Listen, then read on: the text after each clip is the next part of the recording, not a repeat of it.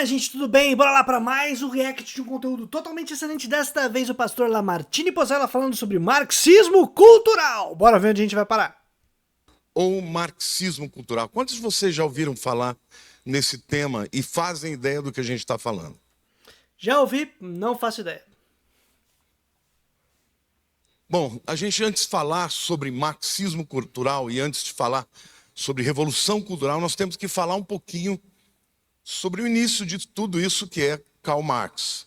Opa! Esse ano está fazendo 200 anos do nascimento de Karl Marx, né? Ele nasceu 2018, então. em 1818 e foi, sem dúvida alguma, o pensador que mais impactou a sociedade que nós vivemos hoje. Concordo. E, aliás, é muito importante isso que o Lamartine está comentando, porque Marx, com certeza, é o intelectual mais importante para compreendermos o século XX.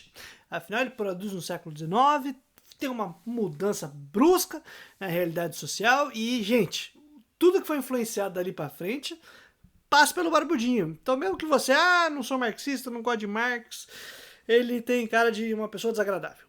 Tem que conhecer esse autor. Não tem como passar batido, meu irmão. Bom, o que ele acreditava, o Marx? O quê? Marx nasceu e cresceu e viveu na chamada Revolução Industrial. E o cenário da Revolução Industrial é que houve uma mudança do estilo de vida das pessoas. Na era da agricultura, as famílias viviam no campo. E quando viviam no campo, viviam de uma maneira mais, vamos dizer, saudável. Plantavam, comiam, viviam juntas, as famílias agregadas. Certo e errado ao mesmo tempo. Certo porque, efetivamente, quando é uma organização de produção familiar, de subsistência e tudo mais, você tem uma relativa estabilidade ou uma melhor garantia de condições para meio de vida. Você consegue os meios necessários para subsistir, permanecer e tudo mais. Não é que teve uma mudança no estilo de vida, e aí vem a parte errada. É que houve expulsão no campo. As pessoas foram expulsas no processo de industrialização, modernização capitalista, tanto na Europa quanto posteriormente na América Latina e em outros territórios do mundo também, são expulsas do campo, são empurradas para as cidades e chegam nas cidades sem meio de vida, sem meios de condição de produzir e reproduzir a própria vida, a vida da família, de subsistência e tal. Então elas têm que chegar e fazer o quê? Vender a sua força de trabalho em troca de salário para ser absorvida nas indústrias nascentes para tentar ali, de alguma maneira, permanecer em vida. Então, se vende no mercado quanto força de trabalho. É isso, a gente não tem só quando Marx nasceu ali, não. É bem antes. Então, século XVIII, século XIX, a gente tem essas transições, né? Final do século XVI, final do século XVII, durante o século XVIII, século XIX, a industrialização já está comendo solta e o Marx vai depois refletir a respeito do que está acontecendo. As pessoas foram expulsas do campo, perderam seus meios de vida. Chega na cidade e precisa ir para a indústria, mas nem todo mundo vai. Então, uma pequena parte vai para a indústria, outra parte fica nas margens e disputando os lugares de trabalho, os postos de trabalho com essa galera, o que faz com que os salários caiam e aí fica mais fácil ainda e cria o tal do exército industrial de reserva, como o Marx disse, que é a galera que não está absorvida e que força os salários para baixo, já que o salário é o preço pago pela sua mercadoria chamada força de trabalho. Teu corpício com tempo trabalhando em algum lugar. Então veio a industrialização e as pessoas tiveram que mudar para as cidades. Foram jogadas. E as cidades não estavam prontas para receber aquela multidão de pessoas.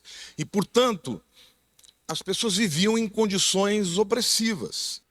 Não é só que não estava pronta, que ninguém planejou esse bagulho. Só estava calculando para expulsar o pessoal do campo, criar os latifúndios para garantir matérias-primas para uma indústria, e a indústria não está pensando nas pessoas. Essa indústria capitalista nascente está pensando em acumular capital, produzir capital, fazer dinheiro, enriquecer essa coisa toda. E a galera que se lasque, corre atrás do seu. É basicamente isso. Então, sem saneamento, muitas vezes trabalhando 7 dias na semana, 17 horas por dia, e de uma maneira, obviamente, inadequada. Marx cresceu olhando para essa sociedade e entendendo que ela era opressiva.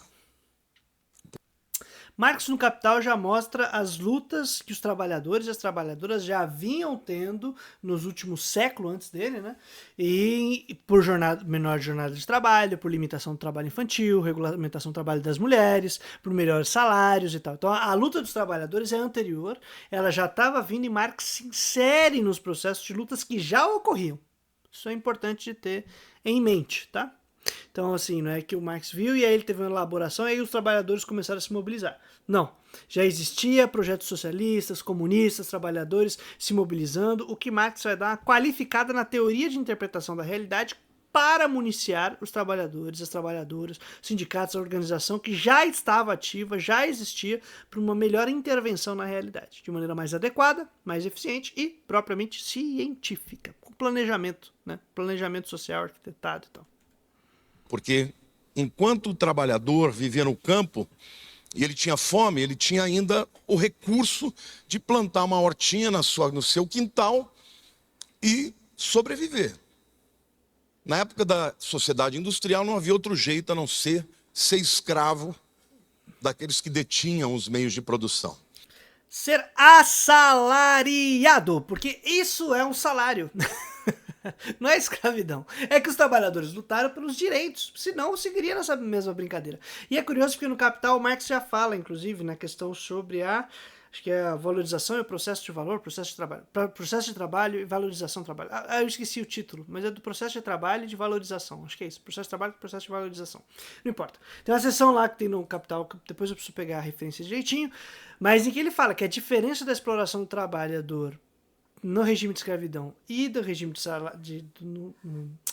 salários, né, sobre salário, a forma mercadoria, dinheiro, que troca para o seu salário e tudo mais, salário para subsistência, é uma questão de forma, é a forma da exploração. A dinâmica de exploração e a forma de exploração altera. Por isso que o Lamartine pode até trocar essa coisa, que o cara era escravo do maluco. Não, ele já era assalariado, é um trabalhador livre, porque ele de livre e espontânea vontade não perdeu a propriedade sobre o seu próprio corpo, né? Ele é proprietário de sua força de trabalho e ele vende sua força de trabalho.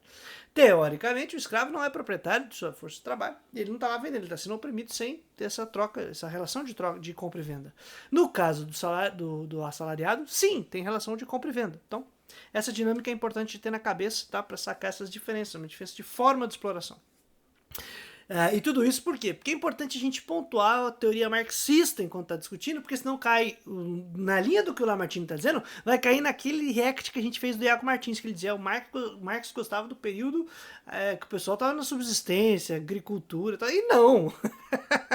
Com certeza não! Marx faz grandes elogios à industrialização, ao planejamento do desenvolvimento liberado pela Revolução Burguesa, né, que então possibilita não ter mais uma economia de escassez, mas uma economia de abundância, em que você pode planejar, aumentar a produtividade, tem potencialidades melhor de condição de vida para todo mundo, mas porque continua sob base de exploração, e pior, que as pessoas não têm condições de acesso à dignidade, ao mínimo para garantir a reprodução de vida, e em última instância para o próprio planejamento da reprodução social, para planejar essa bagaça, né? Então fica aí essas dicas importantes para já ir pontuando o camaradinha para a gente não cair em lugares errados. Então, Marx foi criando uma visão e ele então fundou a visão comunista, onde o fim de tudo, a visão que o Marx tinha era criar um paraíso na Terra. Wrong! Errado! Não. Primeiro que Marx não criou o comunismo, ele já existia. Existiam projetos comunistas, socialistas, pessoas que se organizavam em torno desse nome, inclusive, que era comunas, comunismo e tal.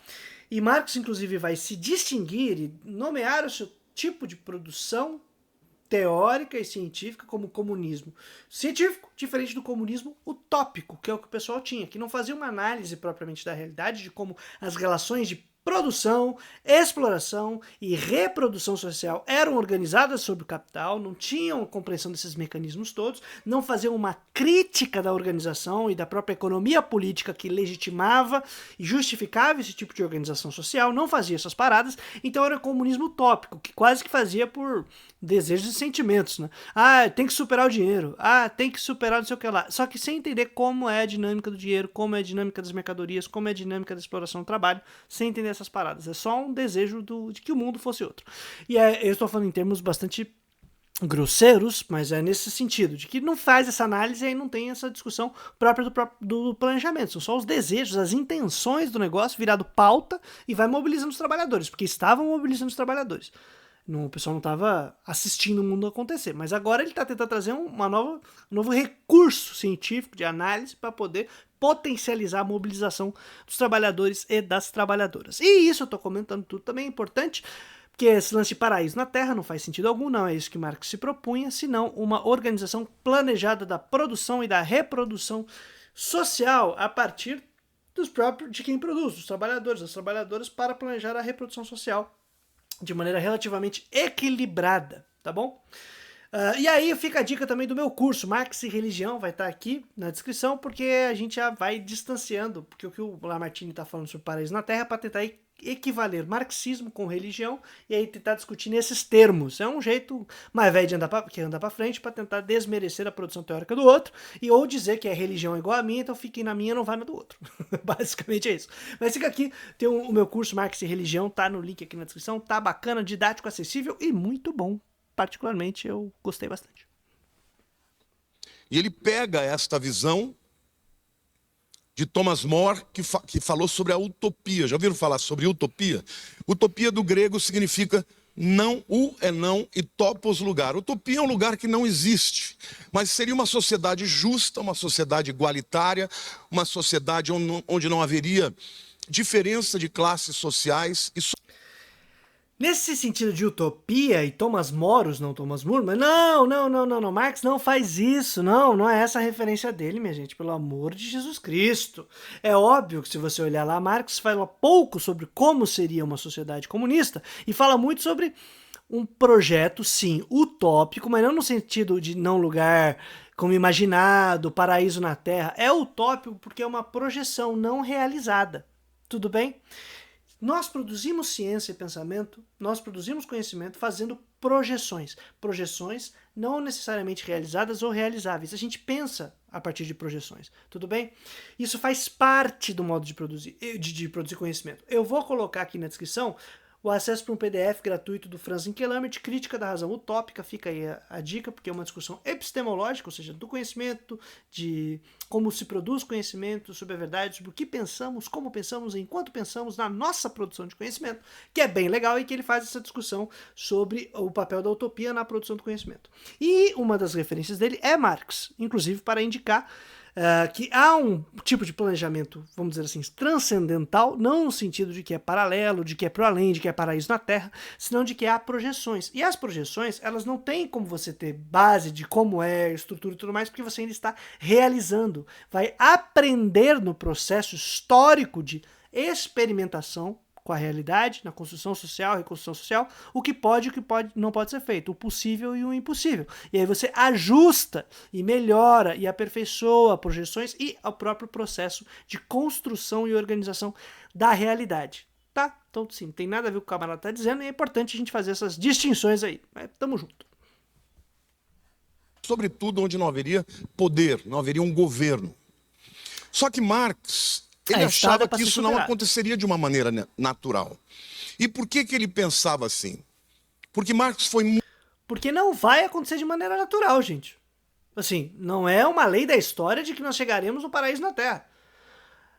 O Estado foi a gente que fez, a sociedade é a gente que fez, mesmo que a gente não tenha planejado ela em seus mínimos detalhes, mas é produto da história humana. Nós estamos realizando isso. Ao tomar consciência de que somos nós, que estamos realizando as coisas, que são produtos da nossa história, que nós que somos responsáveis por aquilo que está ocorrendo na história, então pelo mercado, pelo Estado, pela igreja, pelo hospital, pelo não sei o que lá, a gente pode planejar, meter o mãozão e atuar, transformar, organizar o que queremos fazer daqui para frente. Tendo consciência disso, é possível fazer isso. Então, óbvio que não vai ser de maneira natural, porque é a gente que faz. Não vai da noite pro dia que é só soltar na banguela que amanhã não tem Estado, não tem mercado e estamos no paraíso. Não, nós estamos diariamente construindo o nosso mundo, seja para manter ele, para reformar ele ou para transformar radicalmente ele. Mas todo dia, mesmo que a gente não perceba, não queira, não esteja planejando, estamos mantendo a produção e a reprodução social. Todos os dias. Muito influenciado por um outro filósofo chamado Hegel. Sim. Hegel escreveu sobre a dialética histórica. Ele acreditava que a sociedade ela avançava de maneira linear como resultado de uma tese que se confrontava com uma antítese. E deste clash, dessa guerra, desta, vamos dizer assim, confrontação, surgiria uma síntese melhor. Então, o que Hegel dizia que toda vez que você tinha uma tese, que é o status quo, e vinha uma antítese que a confrontava de maneira violenta, o resultado disso seria uma síntese. Ah! Assim, gente, eu sei que ele é pastor. Então ele tá ali da sua autoridade de tudólogo, formado em divinas, podendo falar o que ele quiser. E fala bem, né? Não sei se vocês viram, o cara é muito articulado, mas se você ser articulado ou ser alfabetizado, não significa que você tá compreendendo uma ideia, nem que você seja capaz de transmiti-la. Eu não me atrevo a dizer o que Hegel disse em seus mínimos detalhes, porque é embaçado, né? Mas algumas coisas a gente pode recorrer a comentadores, a autores e tal. Esse lance da tese, antítese e síntese, mano, esquece. Tem um autor chamado Juan José Bautista Segales, que ele cita alguns autores que são biógrafos de Hegel e tal, e eu esqueci o nome de um deles, mas ele cita daí um prefácio a um livro dos mais famosos de biografia de Hegel, eu esqueci. Putz, eu vou lembrar o nome desse cara. Mas tudo bem, ele cita o camarada ali, o camarada diz assim: você provavelmente ouviu que o Hegel era isso, não sei o que lá, isso, a tese, antítese e síntese. Tudo isso que você ouviu é pura falsidade. E fala, cara, isso é lorota, não é assim que funciona, não é isso que pensa e tal, e apresenta uma outra alternativa. O Juan José Bautista tem uma leitura muito interessante sobre Hegel, por exemplo.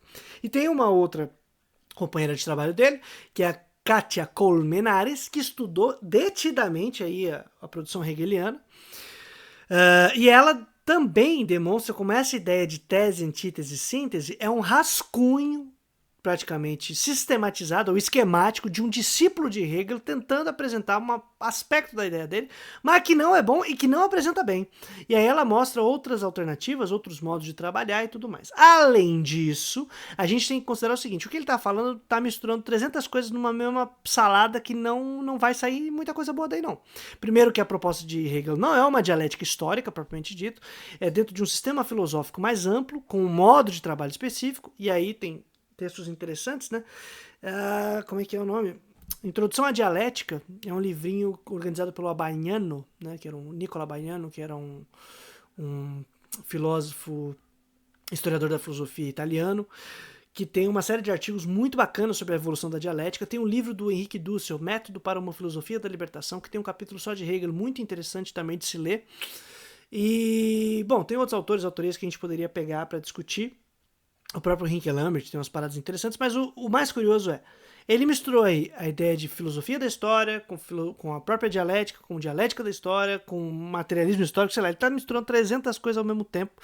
E não é isso que Hegel faz, tá? Não é isso. Eu não vou nem me atrever a fazer uma aula, mas eu te garanto que não é isso. Então eu tô dando referências para ir atrás e vai buscar, porque isso aqui... esquece. Status quo, não sei o quê. Salada.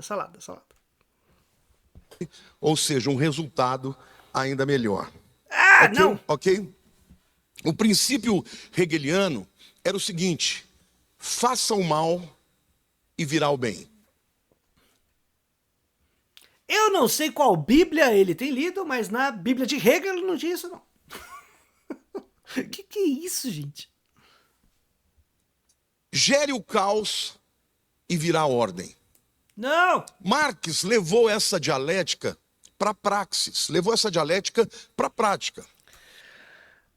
Não fala groselha! Pelo amor de Deus. Minha gente, realmente, faça meu curso Marx e Religião. Por quê? Porque lá a gente mostra como Marx, num primeiro momento, se assume numa posição crítica a Hegel, especialmente em seu projeto político, que era de manutenção de uma determinada ordem legitimada de Estado, religião, um monte de coisa misturada. Dá uma acompanhada lá que é bem legal. E quem ajuda Marx a fazer uma crítica ao projeto hegeliano no âmbito político é o Ludwig Feuerbach, que fornece para Marx um tipo de estrutura crítica que vai possibilitar uma superação do modo como o Hegel tinha sistematizado uma ordem política, uma ordem, não caos, não sei o que lá, é uma ordem, tá? É uma ordem, tem religião e política tá muito misturado nesse momento. E é importante destacar isso porque Porque ao contrário do que o Lamartine está propondo, a praxis, ou falar sobre praxis de um materialismo prático, de trazer para uma discussão prática e política as questões, não vem de Hegel, senão da crítica do Feuerbach. E aí eu demonstro lá no curso como isso acontece, que o Feuerbach para Marx tinha um materialismo contemplativo, em que ele, a partir do materialismo de Feuerbach, é capaz de criticar o projeto e o sistema sustentado pela filosofia hegeliana, a partir da filosofia do direito hegeliano, e aí de um materialismo contemplativo se vai para o materialismo da praxis, da prática, da atividade. Então, nada a ver uma coisa com outra. Lamartine está fazendo aquele, né, samba-lelê para poder justificar no fundo que Marx é só um baderneiro mesmo. E Hegel, pelo jeito, era baderneiro também, apesar de ser um luterano muito afeito à ordem. Aí já é um julgamento meu. Ele não acreditava que a sociedade chegaria ao estado utópico naturalmente. Ele acreditava... Alguém acredita nisso? Sério? Que era necessária a revolução do proletariado. Dale! Proletário nada mais é do que o trabalhador. Naquele tempo, os burgueses ou a burguesia tinham crescido muito, estavam detendo todos os meios de produção. Não é que cresceram, surgiram, se constituíram, dominando, explorando, controlando os meios de produção e tirando das pessoas os seus meios de vida. Então as pessoas tinham que ingressar no processo de produção como força de trabalho, mais uma peça dentro da máquina produtiva, que é você, o ser humaninho. Você é só mais uma pecinha ali na brincadeira para fazer a máquina girar. Então você entra como força de trabalho. E aí, meu querido, e aí quem tem o meio de produção, que é aquilo que é utilizado para produzir o necessário para a produção e reprodução social, quem detém isso, por forma de propriedade privada, tal, não sei o que lá, não precisa vender sua força de trabalho para isso. Porque ele já é o dono do negócio e vai empregar a força de trabalho das pessoas em seu meio de produção. Então não é só que cresceu e que sei lá o que lá. É isso. E o proletário é quem? É quem não tem nada, a não ser a sua própria prole, seus filhos e suas filhas, a não ser a prole. É isso que ele tem. Porque tem como propriedade sua própria força de trabalho. Ok, é o seu corpo, é quem você é. E o que mais? Cara, você tem teu filho e tua filha na tua casa sobre quem você é responsável. E provavelmente você terá que prepará-los para se venderem no mercado, ou seja, você vai entregá-los ao Deus Mercado, entregá-los a esse ídolo maravilhoso que gosta de consumir o sangue de pessoas cada vez mais rejuvenescidas na renovação da força de trabalho. Eles eram os senhores industriais e, portanto, Marx defendia que tinha que haver uma revolução armada, onde... Não é que ele defendia que tinha que ter uma revolução armada. É que quando você chega lá e bate na porta do camarada e diz, lindo, você pode largar a mão de ser dono do meio de produção como propriedade privada, tornar ela coletiva, socializada, para a gente planejar conjuntamente aqui, enquanto sociedade, a nossa produção e reprodução social? Aí o cara fala, não. Ah, que pena. Então vamos voltar para as nossas condições de explorados e esperar que naturalmente as coisas melhorem e, quem sabe, o coração do capitalista seja convertido para o bem geral da nação e de todos e a gente consiga aí planejar de maneira mais racional a produção e superar relações de exploração e de indignidade e tudo mais. Quem sabe a gente faz isso. Aí você fala, mas é um discurso muito moralista, não sei o que, tudo bem. A produção e reprodução do capital só é possível destruindo as condições de toda, ou as fontes, né, de toda a riqueza, que é a terra e o trabalhador, a natureza e as pessoas. Se produz destruindo isso, fala, não, é só abrir a tua janela. A gente está na crise que a gente está sem perspectiva de futuro, que é mais fácil imaginar o fim do mundo que é o fim do capitalismo, exatamente porque a gente se organiza dessa maneira, destruindo as fontes de riqueza. Destruindo o trabalhador, destruindo a vida das pessoas e destruindo a natureza. E aí quando você destrói isso, você destrói as condições de reprodução da vida e de reprodução social. É uma racionalidade imbecil, uma racionalidade estúpida e suicida. Né? Somos rumo ao suicídio coletivo, como diz Franz Inkelert. Só que aparentemente aqui é só uma questão de você conversar direitinho com o capitalista que ele vai abrir mão. Ele vai parar de produzir de maneira capitalista, explorando trabalhadores e explorando a natureza, destruindo as fontes de riqueza. Né? Você não precisa fazer nada, é só esperar. Solta na banguela que logo vem. Os trabalhadores do mundo se revoltariam contra os seus patrões e aí então criariam uma ditadura do proletariado. Tá? Já ouviram falar sobre isso, né? Do mundo, aí já é uma interpretação sua, mas a proposta é que internacionalmente houvesse solidariedade nos trabalhadores, porque afinal, se você juntar todo mundo que é lascado e proletário nesse mundo, é bastante gente, e a questão não é você ter uma revolução nacional só, é você imaginar, sim, a superação do capitalismo, e para isso você tem que ter uma coordenação entre os trabalhadores e as trabalhadoras. Isso significa que o mundo inteiro, da noite pro dia, vai ter que coordenar, cada nação vai ter sua organização, cada movimento e cada território tem suas condições, porque não é natural, não tem uma lei da sociedade que diz como deve ser feito. Ou a gente se organiza e faz, ou não vai acontecer. Basicamente é isso. Ele acreditava numa guerra que aconteceria de maneira natural em Opa! toda a Europa. Ele dizia que essa Contradição! Agora não é natural, agora é natural. Ei, Lamartine, precisa decidir o que você tá lendo, cara. guerra, que ele chamava de guerra pan-europeia, seria uma guerra onde os trabalhadores de todas as nações se uniriam para fazer a revolução. Ok? Marx profetizou isso. Literalmente ele disse: Mas você não disse que não era natural? Você precisa decidir, cara. E eu acho que você tá confundindo as coisas. Mas vamos ver onde você vai. virá uma grande guerra. Aliás, outros também profetizaram. Nietzsche profetizou. E a guerra tá veio. misturando a salada. A Primeira Guerra Mundial foi uma guerra de proporções históricas, enorme. Nunca tinha havido uma guerra tão poderosa como aquela. Mas diferente. Já vi onde vai parar. É olavagem cultural na veia essa aqui. É olavagem cerebral, né? Eu já... Tá olavando. Que é pra... Eu não sei se vocês já viram aquele meme maravilhoso que o Kim Kataguiri fala, né? Que o Marx... eu não lembro. É uma coisa meio que ele diz que o Marx não viu... Durante a segunda... Foi surpreendido pela Primeira Guerra Mundial, alguma coisa assim, só que o Marx já tinha morrido antes. E tem um outro vídeo que a gente fez a react, acho que do Iago Martins, que ele também repete essa mesma lorota. É olavagem de interpretação histórica mediada pelo finado. Então, não, zero credibilidade isso aqui. Que é só pra dizer, ele queria a guerra dos trabalhadores, mas veio a guerra mundial que na verdade era nacionalista.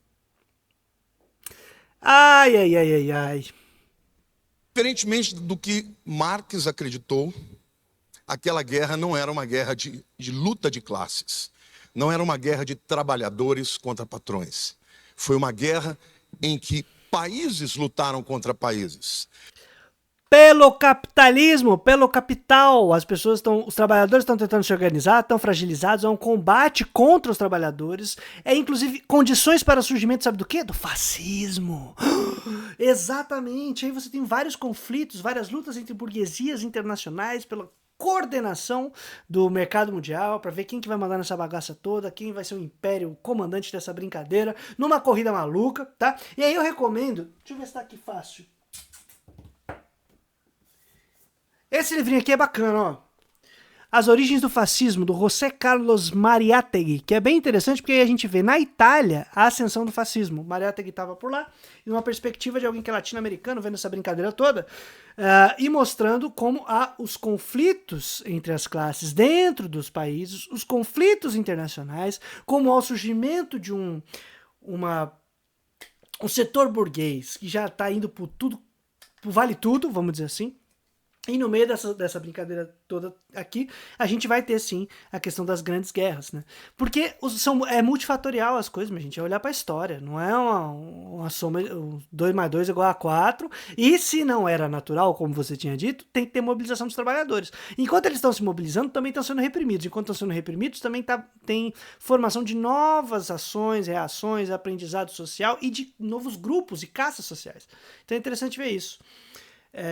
Tem que ficar de olho, cara. Não é. Tá muito fácil essa narrativa aí, né? E aí Marx errou, por quê? Porque os trabalhadores não fizeram a guerra. Quem fez guerra foram as nações burguesas. Os burgueses que guerrearam entre si. E o que isso explica o quê? Nada. Ai.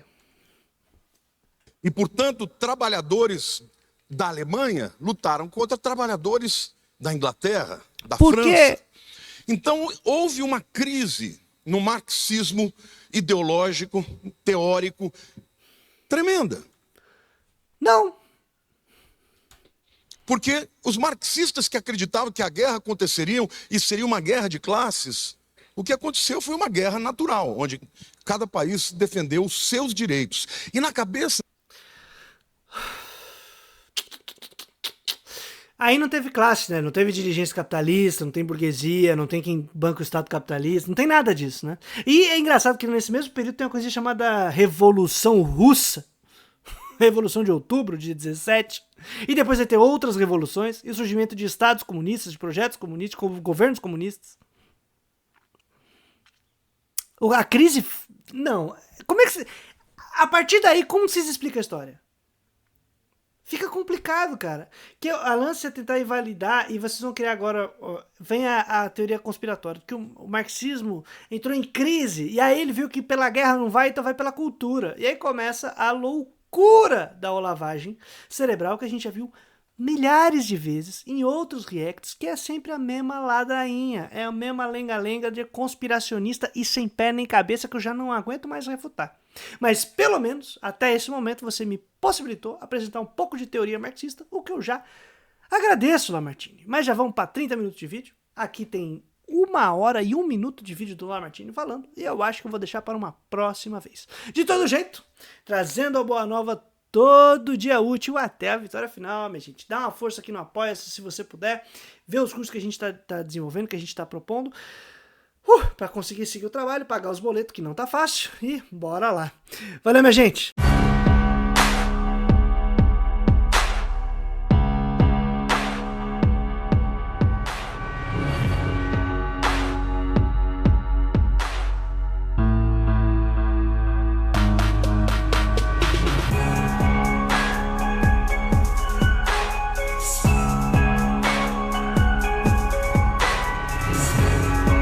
Espero que vocês curtam. Bora lá!